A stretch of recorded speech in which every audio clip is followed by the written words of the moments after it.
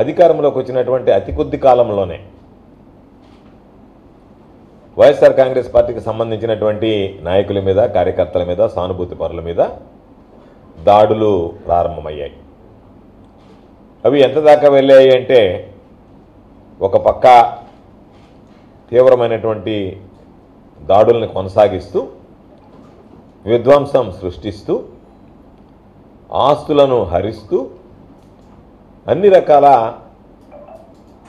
వాళ్ళని మానసికంగా, శారీరకంగా ఇబ్బంది పెట్టేటువంటి పరిస్థితులు తీసుకురావడం జరిగింది.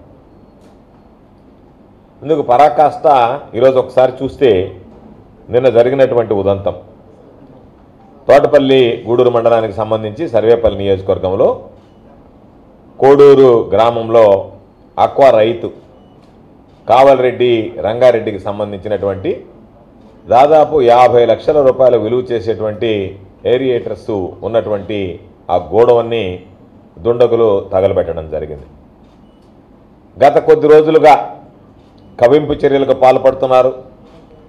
పక్కన ఉన్నటువంటి తెలుగుదేశం పార్టీకి సంబంధించినటువంటి నాయకులు అనేక సందర్భాలలో పోలీసులకి ఫిర్యాదు చేయడం జరిగింది. పోలీసులకు ఫిర్యాదు చేస్తే పోలీసులు తిరిగి తెలుగుదేశం పార్టీ వాళ్ళు, వైఎస్ఆర్ కాంగ్రెస్ పార్టీ వాళ్ళ మీద దాడి చేస్తే వెళ్ళి పోలీస్ స్టేషన్కి వెళితే, అయ్యా మా మీద దాడి జరిగింది అని దాడి చేయించుకున్నటువంటి వ్యక్తుల్ని, గాయపడినటువంటి వ్యక్తుల్ని, బాధితుల్ని పోలీస్ స్టేషన్లో ఉంచి వాళ్ళని పిలిపించి వాళ్ళ దగ్గర ఫిర్యాదు తీసుకుని వాళ్ళ మీద హత్యా ప్రయత్నం కేసులు నమోదు చేసేటువంటి పరిస్థితికి ఈరోజు ఈ ప్రభుత్వం సిద్ధపడిందనేటువంటిది మనందరం ఈరోజు గుర్తించాల్సినటువంటి పరిస్థితి. ఈరోజు రైతులకు సంబంధించి దారుణంగా ఆస్తులని తగులబెట్టి వాళ్ళని ఆర్థికంగా నష్టపరవాలనేటువంటి ఆలోచన, దీనితో పాటు ప్రైవేట్ ఆస్తులతో పాటు ఈరోజు ప్రభుత్వ ఆస్తులకు కూడా ఎక్కడ భద్రత లేకుండా పోయింది. అక్కడే ఉన్నటువంటి పంచాయతీకి సంబంధించినటువంటి ట్రాక్టర్ కూడా, కోడూరు గ్రామ పంచాయతీకి సంబంధించినటువంటి ట్రాక్టర్ కూడా తగలబడ్డం జరిగింది. ఈరోజు ఒక పక్క ఆక్వా రైతులకు సంబంధించినటువంటి వాళ్ళ ఆస్తులను తగలబెట్టడం, దానితో పాటు ఆక్వా పంట సాగు చేసుకునేటువంటి రైతుల పొలాల్లోకి వెళ్ళి విషం కలపడం, ఇటువంటి సంస్కృతిని ఎన్నడూ ఎక్కడ చూసినటువంటి పరిస్థితి లేదు.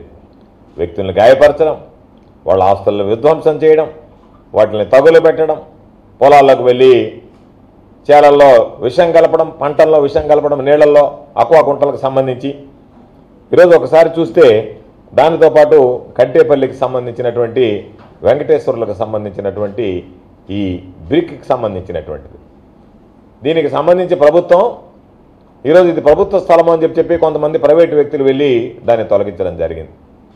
ఈ ప్రైవేటు వ్యక్తులకి ఒక వ్యక్తికి సంబంధించినటువంటి ఆస్తిని తొలగించేటువంటి హక్కు ఎవరిచ్చారు? ఇది ఎంత దారుణమైనటువంటి పరిస్థితి అంటే, పాపం చంద్రబాబు నాయుడు గారు చెప్తుంటారు, కేస్ స్టడీ అంటుంటాడు మాట్లాడితే ప్రతిదానికి. ఇది చంద్రబాబు నాయుడు చేయాల్సినటువంటి కేస్ స్టడీ ఏంటంటే, మీకు అధికారం ఇస్తే మీ వాళ్ళు క్షేత్రస్థాయిలో ఎటువంటి పనులకు పాల్పడుతున్నారనేటువంటి దానికి ఇది ఒక కేస్ స్టడీ. దీనిలో అన్ని రకాలైనటువంటి అనుమతులు ఉన్నాయి. ప్రభుత్వం దానికి సంబంధించినటువంటి పట్టా ఉంది, పొజిషన్ సర్టిఫికేట్ ఇచ్చారు. దానిలో అనేక సంవత్సరాలుగా ఎవరికి ఇబ్బంది లేకుండా ఇటుకల తయారీ పరిశ్రమని నెలకొల్పుకొని కుటీర పరిశ్రమని 10 మందికి ఉపాధి కల్పించేటువంటి పరిస్థితి. అటువంటి వ్యక్తి వైఎస్ఆర్ కాంగ్రెస్ పార్టీ నాయకుడు, సానుభూతి పరుడని నేరుగా అధికారులతో సంబంధం లేకుండా ప్రైవేటు వ్యక్తులు వెళ్ళి దీన్ని కూలగొట్టడం జరిగింది. నేరుగా వాళ్లే మిషన్లు తీసుకువెళ్ళి, ప్రైవేటు వ్యక్తులే నేరుగా వెళ్ళి మిషన్లు తీసుకువెళ్ళి దీనిని కూలగొట్టడం జరిగింది. కూలగొడితే దానికి సంబంధించి ఎందుకు కూలగొట్టారో అని అడిగితే అధికారుల చేత ఫిర్యాదు చేయించారు. అధికారులను తీసుకొచ్చి బలవంతంగా వీళ్ళు ఈ విధంగా ప్రభుత్వ స్థలాన్ని ఆక్రమించుకున్నారని చెప్పని దాని మీద ఫిర్యాదు చేయించారు. అంటే ప్రభుత్వం బాధ్యత తీసుకోవాలి. ఏదన్నా ఉంటే ఆ అక్రమ కట్టడాలను తొలగించాల్సినటువంటి బాధ్యత ప్రభుత్వాల మీద ఉంటుంది. ప్రభుత్వం వైఎస్ఆర్ కాంగ్రెస్ పార్టీకి సంబంధించినటువంటి వ్యక్తి అని చెప్పి ప్రభుత్వంతో సంబంధం లేకుండా ప్రైవేటు వ్యక్తులు నేరుగా వెళ్ళి ఇటువంటి విధ్వంసాలకు పాల్పడడం ప్రారంభమైతే రేపు అధికారాలు మార్చినప్పుడల్లా, ప్రభుత్వాలు మారినప్పుడల్లా ఎవరి ఆస్తులకి రక్షణ ఉండదు. ఎవరికి సంబంధించినటువంటి దాంట్లో ఈ విధ్వంసం అనేటువంటి ఆగదు కొనసాగుతుంది. ఈరోజు మీరు చేసినటువంటి ఈ పనులతో కడుపు మండినటువంటి వ్యక్తులు రేపు ఊరుకుండరు. కాబట్టి ఆంధ్ర రాష్ట్రంలోనే ఒక దుష్ట సాంప్రదాయాన్ని తీసుకొచ్చేటువంటి పరిస్థితిని తీసుకొచ్చారు. నాకు అనిపిస్తుంది అసలు రెవెన్యూ వ్యవస్థ ఉందా, ప్రభుత్వం ఉందా, ప్రభుత్వ యంత్రాంగం ఉందా, అధికార యంత్రాంగం పనిచేస్తుందా, నిస్తేజంగా ఉండిపోయిందా? ఇన్ని విధ్వంసాలు జరుగుతుంటే వీటికి సంబంధించి ఎక్కడ కూడా ఎందుకు జరిగిందనేటువంటి మాట కూడా పత్రికలో వస్తున్నాయి. వెళ్ళి పాపం అందరూ ఫిర్యాదులు ఇస్తున్నారు. అయితే తెలుగుదేశం ఒక కొత్త విధానాన్ని చంద్రబాబు నాయుడు చెప్తుంటాడు, నా పరిపాలనలో సంస్కరణలు తీసుకొస్తాను, మార్పులు తీసుకొస్తానని ఒక కొత్త సంస్కరణ తీసుకొచ్చాడు. అది ఏమిటి అంటే తెలుగుదేశం పార్టీ వాళ్ళు వెళ్ళి మీరు వైఎస్ఆర్ కాంగ్రెస్ పార్టీ ఆస్తుల మీద దాడి చేయండి, నష్టపరచండి, గాయపరచండి, తగులు పెట్టండి. ఏదైనా గుర్తు తెలియకపోతే ఆ కేసు కొట్టేస్తారు. ఎవరైనా గుర్తించి నేరుగా తీసుకువెళ్ళినటువంటి వాళ్ళ మీద ఎఫ్ఐఆర్లు నమోదు చేస్తారు. నమోదు చేసినటువంటి ఎఫ్ఐఆర్లని రాబోయేటువంటి రోజుల్లో వాటిని రెఫర్ చేస్తాం, తొలగించేస్తాం. కాబట్టి మీరు ఏం భయపడాల్సినటువంటి పని లేదు. యథేచ్ఛగా దాడులు చేయండి. మీ మీద కేసులు పెట్టినా మీరు భయపడాల్సినటువంటి అవసరం లేదు. ఏ ఒక్క కేసు కూడా ఛార్జ్ చేయము. ఛార్జ్ చేయకుండా మేము అందరినీ కూడా వదిలేస్తాం. కాబట్టి మీకు ఏం ఇబ్బంది లేదు. కాబట్టి మీరు ధైర్యంగా పోయి దాడులు చేయండి అనేటువంటి దాన్ని పూరుకొలుపుతున్నారు. పోలీసు యంత్రాంగం ఏమైందో తెలియదు, అధికార యంత్రాంగం ఏమైందో తెలియదు. వీళ్ళు ప్రభుత్వాన్ని ఏ విధంగా తమ చేతల్లోకి తీసుకుని వాళ్ళు ఇష్టారాజ్యంగా వ్యవహరిస్తున్నారు, నేరుగా వచ్చి వాళ్ళే మిషన్లు తీసుకొచ్చి కూలగొడుతున్నారో తెలియదు. పద్ధతి ఉంది. ఎప్పుడైనా ఎవరైనా ప్రభుత్వంలో ఉన్నప్పుడు ఏదైనా ఒకటి అలా చేయాల్సి వస్తే ఇబ్బందులు ఉంటే దానికి సంబంధించి ప్రభుత్వం నోటీసులు ఇస్తుంది. ఆ నోటీసుల మీద అతను కోర్టుకు వెళ్ళే హక్కు ఉంటుంది. దానికి సమాధానం చెప్తాడు. ఇవన్నీ అయిపోయిన తర్వాత లాస్ట్ రిసర్చ్ వీటన్నిటిలో కూడా కోర్టు కూడా ఒకవేళ కోర్టుకు వెళ్ళేటువంటి అవకాశం లేకపోయినా లేదా కోర్టుకు వెళ్ళి కోర్టు కూడా ఇది తొలగించడం సమంజసం అని చెప్పిన అభిప్రాయపడితే అప్పుడు తొలగించినటువంటి సందర్భాలు ఉన్నాయి. నోటీసు లేదు, ప్రభుత్వ జోక్యం లేదు, అధికారులు రాలేదు.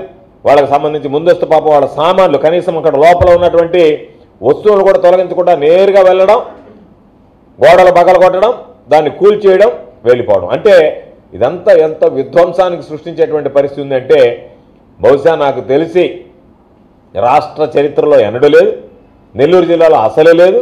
సర్వేపల్లి నియోజకవర్గాల్లో చాలామంది మాట్లాడుకుంటున్నారు 20 సంవత్సరాల తర్వాత తెలుగుదేశం పార్టీ గెలిచింది కాబట్టి అటువంటి సంస్కృతి మరలా సర్వేపల్లి నియోజకవర్గంలో ప్రారంభమైంది. గతంలో ఉండేది, దాన్ని ప్రజలు వద్దు అనుకున్నారు.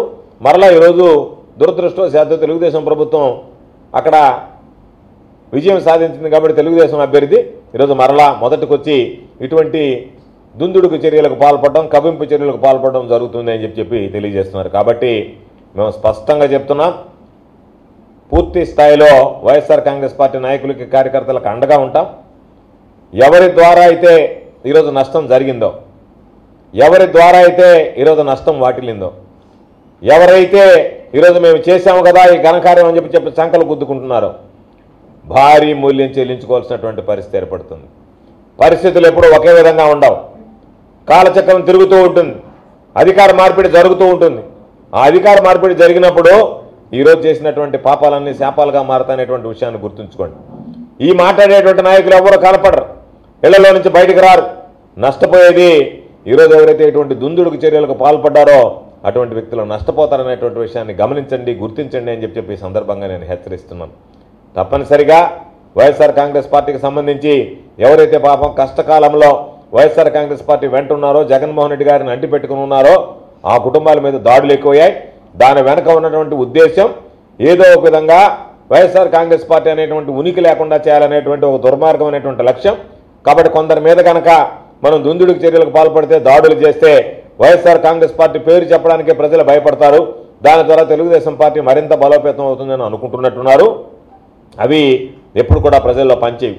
నియంత్రిత పోకడలకి ప్రజాస్వామ్య వ్యవస్థలో తావు ఉండదు. కాబట్టి తప్పనిసరిగా ఈరోజు మీరు చేసేటువంటి పనులు ప్రజలు గమనిస్తున్నారు, ఇప్పటికే తలలు పట్టుకున్నారు. ఇటువంటి ప్రభుత్వాన్ని మనం తెచ్చుకునిందనేటువంటిది మీ పరిపాలన ప్రారంభం కాకముందే మీరు చేస్తున్నటువంటి చేష్టల వల్ల ప్రజల్లో దిగజారిపోయేటువంటి పరిస్థితి ఏర్పడిందని చెప్పి ఈ సందర్భంగా తెలియజేస్తూ ప్రజలందరూ కూడా గమనించాలని కోరుతున్నాం. దీనితో పాటు ప్రతి వైఎస్ఆర్ కాంగ్రెస్ పార్టీ నాయకుడికి, కార్యకర్తకి అండగా నిలుస్తాం. చేతనైనంత సహాయ సహకారాలు అందిస్తాం. అన్ని విధాలా సంపూర్ణంగా ఈరోజు వైఎస్ఆర్ కాంగ్రెస్ పార్టీని నమ్ముకుని ఉన్నటువంటి ప్రతి ఒక్కడితో కూడా అండగా నిలుస్తాం. అధైర్యపడకుండా ధైర్యం చెప్పి ముందుకు వెళ్ళేటువంటి విధంగా చర్యలు తీసుకుంటాం. కాబట్టి ఇప్పటికైనా నేను అధికార యంత్రాంగాన్ని దయచేసి మీరు దాన్ని ప్రోత్సహించకుండా నియంత్రించండి, మీరు జోక్యం చేసుకోండి. ఈ విధంగా ప్రైవేటు వ్యక్తులు ప్రజలకు సంబంధించినటువంటి వైఎస్ఆర్ కాంగ్రెస్ పార్టీ నాయకులు సానుభూతి పరులకు సంబంధించినటువంటి ఆస్తుల మీద దాడులు చేస్తుంటే మీరు గమ్ముగా చేతులు ఉడిగి చేష్టలు ఉండడం సరైనటువంటి విధానం కాదు అని చెప్పి తెలియజేస్తున్నా. వీటి వెనక ఉన్నటువంటి వ్యక్తుల మీద పోలీసులు ఇప్పటికైనా సరే చలనం వచ్చి వాళ్ళ మీద కేసులు నమోదు చేసి ఎక్కడన్నా విధ్వంసాలు సృష్టించినటువంటి వ్యక్తులను గుర్తించి వాళ్ళందరి మీద కూడా కేసులు నమోదు చేసి కఠినమైనటువంటి చర్యలు తీసుకోవడం ప్రారంభిస్తేనే భవిష్యత్తులో మరలా ఇటు జరగకుండా నిరోధించగలిగేటువంటి అవకాశం ఉంటుంది. కాబట్టి ఈ రాష్ట్రాన్ని అగ్నిగుండంగా మార్చాలని నిర్ణయం తీసుకున్నారా, లేదా ఈ జిల్లాని గాలికి వదిలేస్తారా? ఈ జిల్లాలో రాబోయేటువంటి రోజుల్లో వచ్చేటువంటి శాంతి భద్రతల సమస్యకి మేమే బాధ్యత వహిస్తామని అనుకుంటారా? అది మీ ఇష్టం. ఎవ్వరు కూడా ఓపికకి సహనానికి హద్దు ఉంటుంది.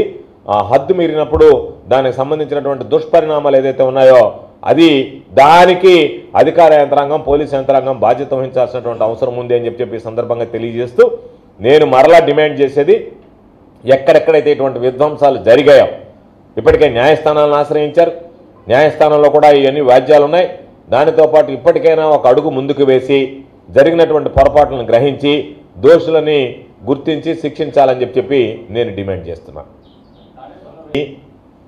తెలుగుదేశం పార్టీకి ఉన్నటువంటి వాళ్ళకున్నటువంటి ఈ మధ్య జరుగుతున్నటువంటి చేష్టలకు పరాకాష్ట అంటే ఏదైతే గతంలో చెప్పారో ఈరోజు ఆ విధ్వంసంతో అంటే తెలుగుదేశం పార్టీ పరిపాలన వైఎస్ఆర్ కాంగ్రెస్ పార్టీకి సంబంధించినటువంటి పార్టీ పరంగా విధ్వంసం సృష్టించడంతో మీ పరిపాలన ప్రారంభమైంది.